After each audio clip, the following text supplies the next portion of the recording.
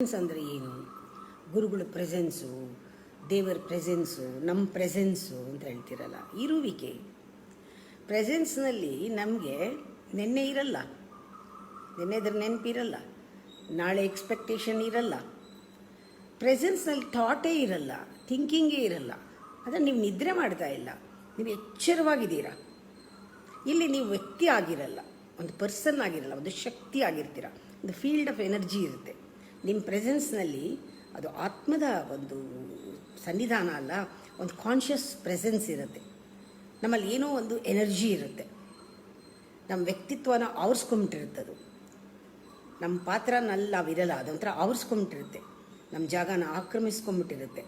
ಇಲ್ಲಿ ಯಾವ compulsive behaviour ಇಲ್ಲ, ಯಾರೂ ನಮಗೆ ಬಲವಂತ ಮಾಡಿಲ್ಲ, ಯಾವುದೂ ಹ್ಯಾಬಿಟಲ್ಲಿ ಅಡಿಕ್ಟಿವ್ ಆಗಿರಲ್ಲ. ನಾವು ಕಂಪ್ಲೀಟ್ ಫ್ರೀಡಮ್ನಲ್ಲಿರ್ತೀವಿ.